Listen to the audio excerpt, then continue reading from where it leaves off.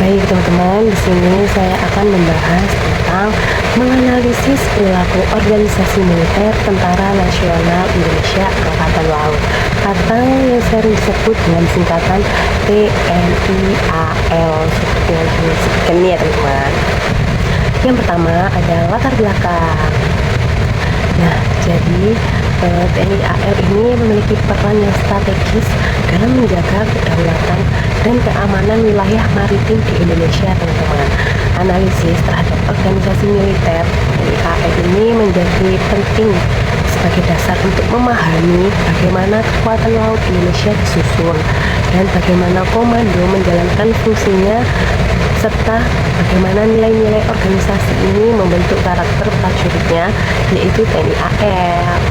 Nah, lalu ada tujuan organisasi militer TNI AL.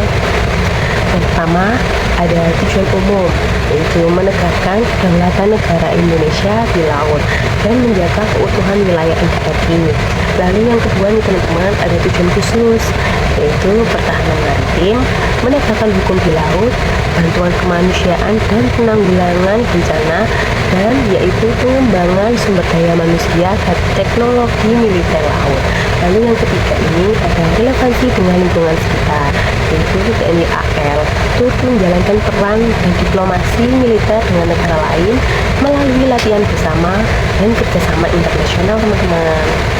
Lalu kita sampai di bab 2, yaitu karakteristik anggota organisasi militer TNI AL. Jadi yang bab kedua ini menjelaskan tentang individu karakteristik dari prajurit TNI AL, teman-teman. Nah, yang pertama ini ada perkembangan kepribadian TNI AL berdasarkan pendidikan dan komunikasi intrabudaya. Yang di sini itu menjelaskan kepribadian TNI AL terbentuk ketika proses komunikasi yang memiliki perbedaan latar belakang budaya ini bertemu dan saling berinteraksi ketika melaksanakan penugasan secara bersama, teman-teman. Lalu yang kedua ada tingkatan pembentukan kepribadian TNI AL berdasarkan latar belakang pendidikan. Proses pembentukan kepribadian yang ini, teman-teman, yang kedua ini melalui rekrutmen TNI AL. Contohnya seperti lulusan SD atau SMP itu akan mendapatkan pangkat yaitu Tamtama atau pangkat paling rendah, teman-teman. Lalu yang kedua berpendidikan SMA atau SMK akan mendapatkan berpangkatkan bintara. Lalu untuk berpangkatan sarjana akan mendapatkan perwira. Jikalau berlatarkan belakang SMA bisa masuk pada seleksi calon perwira, maka ia akan digodok menjadi seorang prajurit perwira, teman-teman. Lalu yang ketiga ini ada komunikasi yang dirancang TNI AL untuk memastikan kecepatan, ketepatan, dan efektivitas dalam pengambilan keputusan, khususnya dalam situasi darurat atau operasi militer. Lalu, dan yang terakhir ini ada motivasi. Motivasi diperkuat melalui sistem penghargaan, teman-teman, seperti proses kenaikan jabatan atau pangkat, lalu pembinaan mental dan pendidikan karakter yang menanamkan rasa tanggung jawab, solidaritas, dan jiwa korse pada bangsa. Lalu di sini juga ada struktur organisasi militer TNI AL. Nah, struktur organisasi ini ada unsur pimpinan yang diisi oleh Panglima TNI AL, ada Kasal dan Wakasal. Lalu selain itu juga ada unsur pembantu pimpinan yang diisi oleh staf-staf yang membantu Kasal dalam menjalankan tugasnya seperti inspektor, jenderal TNI, staf operasi, intelijen, personel logistik, dan perencanaan. Lalu juga ada unsur pelayanan, teman-teman, yaitu yang diisi oleh unit-unit yang memberikan layanan dukungan kepada seluruh personal TNI AL. Lalu juga ada pelaksanaan pusat atau disingkat dengan Balakpus. Itu ada unit-unit pelaksana yang memiliki fungsi khusus seperti dinas personel, dinas penerangan, dan dinas komunikasi. Dan juga ada komando utama pembinaan atau yang disingkat dengan Kota Mabin. Itu komando-komando utama yang bertanggung jawab atas pembinaan kekuatan TNI AL di berbagai wilayah.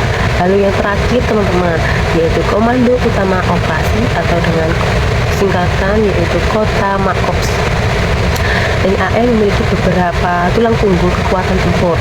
Itu ada Kormada Republik Indonesia, lalu ada Komando Lintas Laut Militer, lalu yang ketiga juga ada Pusat Hidroasionografi Angkatan Laut, lalu yang keempat juga ada Korps Marinir, lalu yang kelima ini juga ada Pusat Penerbangan TNI AL atau yang sering disingkat dengan Puspenerg AL, teman-teman.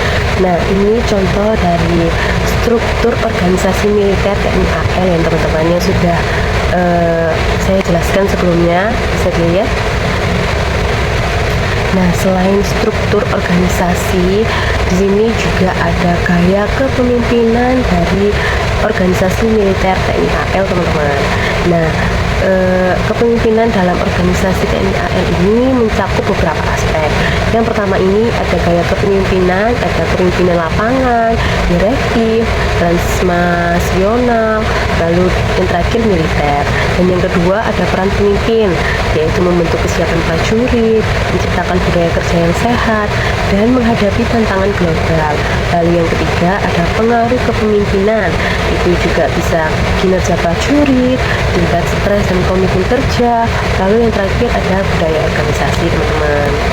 Nah, teman-teman, di sini juga ada budaya organisasi militer TNI AL. Nah, secara umum budaya organisasi TNI AL ini sangat dipengaruhi oleh nilai kedisiplinan, loyalitas, integritas, profesionalisme, dan semangat korps. Hal ini juga didukung oleh semangat solidaritas tinggi antar prajurit, teman-teman, yang diperkuat melalui latihan bersama, pendidikan militer, dan kehidupan asrama atau di kapal yang menuntut kerjasama erat sehingga terjalinlah budaya organisasi militer ini, teman-teman. Nah, yang terakhir ini ada tiga, teman-teman, yaitu kesimpulan dan saran. Secara kesimpulan dari organisasi militer TNI AL ini telah memiliki fondasi yang kuat dalam menjalankan fungsinya sebagai penjaga kedaulatan maritim. Namun, untuk menghadapi tantangan masa depan yang semakin dinamis, TNI AL perlu terus beradaptasi, memperkuat reformasi kelembagaan, serta membangun budaya organisasi yang lebih terbuka, profesional, dan inovatif. Lalu, yang terakhir itu saran, teman-teman. Ada beberapa saran terhadap organisasi militer ini, yaitu yang pertama, melakukan modernisasi struktur organisasi sistem komando agar lebih adaptif. Lalu yang kedua, mendorong pembangunan kepemimpinan yang transformatif. Lalu yang ketiga, memperkuat nilai profesionalisme, keterbukaan, dan inovasi di lingkungan kerja. Lalu yang keempat, meningkatkan kerjasama strategis internasional dalam bidang pendidikan. Terima kasih, teman-teman.